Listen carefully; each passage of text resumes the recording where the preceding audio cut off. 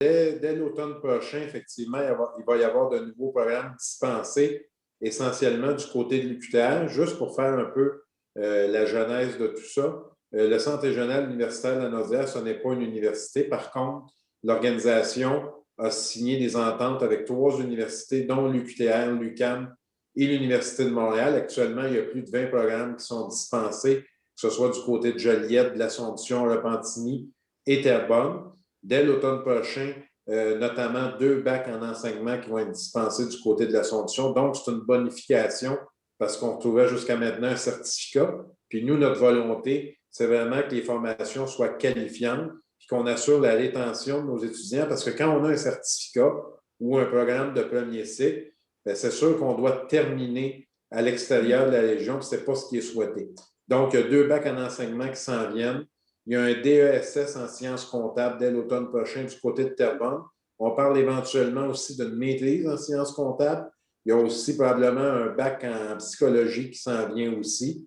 Donc, il y a beaucoup d'effervescence là, au Centre régional universitaire de la Naudière. Puis vous voyez aussi qu'on est quand même assez présent sur le territoire avec de la publicité. On a déployé un plan de communication là, quand même assez ambitieux, que ce soit les autobus, les abribus, sur les réseaux sociaux. On nous voit même de temps à autre à la météo là, du côté de l'LCN. Ouais. Donc, on essaie oui, de bonifier l'offre actuelle de programmes universitaires parce que c'est notre mission, mais on essaie aussi de faire la promotion des programmes existants parce que c'était quand même, somme toute, méconnu du grand public. Puis, à tous les 2 ans, on réalise une étude bisannuelle pour identifier les besoins des organisations de la région, mais aussi les aspirations des étudiants. Ça doit être en adéquation parce qu'on a beau définir des besoins. Si les étudiants ne sont pas au rendez-vous, nous ne sommes pas plus avancés.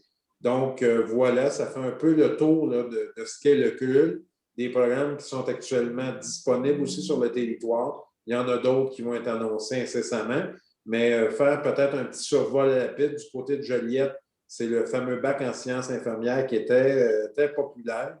On a aussi un bac en administration des affaires, profil gestion des ressources humaines. Du côté de l'Assomption, c'est une vocation au niveau de l'enseignement. Et puis à Terrebonne, ben, on a aussi là, des bacs en sciences comptables, en administration de l'UQTR, de l'UQAM. Il y a l'UDM qui dispense aussi du côté de Repentigny un DESS pour les gens là, qui sont dans le domaine scolaire. Donc, il y a quand même beaucoup là, de possibilités. Puis éventuellement aussi au niveau de l'Université de Montréal, on a des discussions pour un certificat en droit et en gestion des ressources humaines aussi. Donc, c'est en développement. On est toujours en pourparlers de façon constante avec nos 3 universités, justement pour répondre aux besoins des organisations, mais aussi pour s'assurer que nos jeunes demeurent en région, parce que souvent, j'en parlais la semaine dernière, on est un peu dans le sens inverse. On fait des campagnes opérations séduction pour essayer d'attirer des gens de l'extérieur, quand souvent on a les talents dans la Naudière, mais qu'on n'est pas en mesure d'assurer leur rétention. Donc, c'est ce qu'on fait en implantant davantage de programmes. Et puis, dernièrement, on a eu l'occasion d'en discuter. Nous avons embauché une ressource qui s'occupe des entreprises, qui est Mme André Tousignan, qui est bien connue, qui a été du côté de Béni pendant de nombreuses années. Donc, ça, on aura aussi l'occasion d'en discuter concernant cette initiative-là pour les travailleurs en cours de carrière. OK. Puis, les programmes, en fait, vous les sélectionnez avec les besoins dans la Naudière, comme là, sciences infirmières, les choses comme ça, c'est parce qu'il y a un besoin dans la région? Bien, tout à fait. Dans l'étude, ça a été assez clair là, au niveau des sciences infirmières. Aussi, au niveau de l'enseignement, on disait qu'il y avait un besoin de plus de 400 professionnels. Donc, on a 2 centres de services scolaires quand même assez importants, principalement les affluents, les SAMAR. On a aussi des établissements privés. On a la commission scolaire anglophone aussi, Wilfrid Laurier.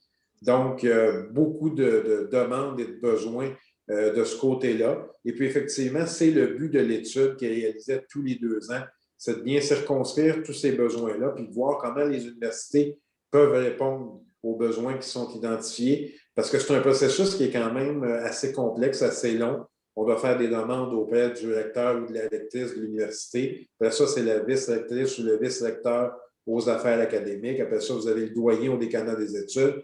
Et par la suite, vous avez le département aussi qui se positionne. Et là, vous avez la concertation des 3 universités pour voir qui va offrir le service. Donc, vous voyez, c'est un travail de longue haleine qui n'est pas si simple que ça. Puis, un autre mandat aussi qui nous est dévolu, c'est celui de trouver des locaux. Parce qu'actuellement, comme vous le savez, c'est principalement au sein des 3 constituantes du Cégep régional de la Naudière. Puis, de leur côté, eux-mêmes ont des enjeux significatifs au niveau des espaces qui sont de plus en plus restreints. Donc, on doit trouver d'autres alternatives pour loger nos étudiants de plus en plus nombreux avec des programmes qui sont de plus en plus nombreux aussi. C'est ça. Puis j'imagine aussi que quand on part un programme, il faut quand même un minimum d'étudiants qui sont inscrits ou il faut quand même qu'il y ait des gens qui décident d'y aller. Sinon. Effectivement, on a des cohortes, habituellement, c'est autour de 40 étudiants parce qu'il y a effectivement une question de rentabilité.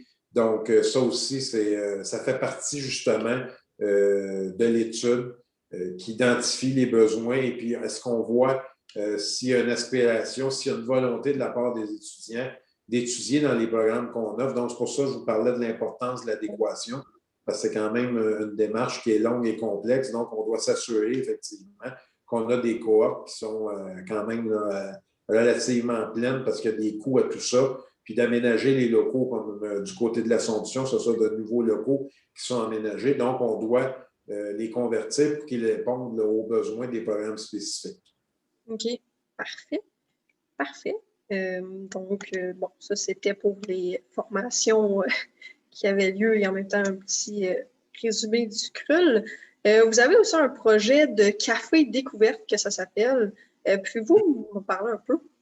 Bien, ça, c'était une initiative qui a été mise de l'avant dès l'arrivée en poste, là, comme je vous le disais précédemment, de Mme Tousignan, qui est notre conseillère aux entreprises. Donc, cette initiative-là vise à faire découvrir le service aux entreprises, puis ça nous permet de découvrir l'expérience CRUL, si on veut, en offrant des formations des différentes universités. Donc, c'est une séance qui dure, somme toute, autour d'1h30, où on présente le CRUL, sa mission, on explique, on démystifie ce qu'est le CRUL. Par la suite, nos universités offrent une formation sur des sujets que je peux qualifier d'actualité. Comme le 4 février dernier, c'était présenté par l'UQTR, cette formation, qui était l'impact d'une culture d'amélioration continue au sein des organisations. C'est gratuit en plus, c'est ça la bonne nouvelle. Donc, oui, effectivement, on sait que la formation, ça peut être dispendieux. Donc, on offre cette possibilité-là des travailleurs de cours de carrière de toutes les organisations du territoire de se prévaloir de ces formations gratuites-là avec des experts. La prochaine est le 18 février prochain à 9h. Elle est présentée par l'Université de Montréal. C'est devenir entrepreneur innovant par le design thinking. Le 11 mars, elle sera présentée par l'UQAM. C'est dynamiser une séance de travail virtuelle, 1 heure qui s'apprend. On sait que c'est tout à fait à propos. Hein? On est en virtuel du matin au soir, ce qui occasionne parfois des maux de tête. Et puis, le 24 mars prochain, ça sera aussi présenté par l'Université de Montréal, comprendre l'intelligence artificielle, ses opportunités et ses enjeux. Okay. Donc, essentiellement, pour le moment, ce sont les 4 initiatives qui ont été mises de l'avant par André Tousignan et nos universités partenaires du CRUL. Donc, ce sont des mini-formations excessivement intéressantes et pertinentes aussi pour les gens là, des différentes organisations qui vont pouvoir l'appliquer dans leur quotidien ou dans leur travail en général. C'est gratuit et même si c'est une formation non créditée, qui n'a pas nécessairement de diplôme, eh bien, il y a des concepts, il y a des notions qui vont s'avérer très utiles pour la suite des choses là, pour ces différents travailleurs-là qui assistent à ces formations. Puis ça peut donner le goût aussi à certaines personnes peut-être d'aller un peu plus loin parce qu'il y a une tonne de formations sur mesure qui sont offertes. Alors, André Tousignan va être en mesure, elle, de les orienter parce que ce qui peut arriver aussi, c'est qu'on a déjà beaucoup de formations au niveau des CFP, au niveau des centres de services scolaires, du collégial, qui a déjà un service qu'on appelle à la collectivité, service aux entreprises. Donc, André va être en mesure de s'aligner avec ses collègues et puis de diriger les entreprises ou les gens qui sont désireux d'avoir des formations sur mesure non créditées pour leur entreprise pour s'assurer qu'on donne la bonne formation. Donc, c'est un atout aussi là, du CRUL qui offre cette possibilité-là aux entreprises.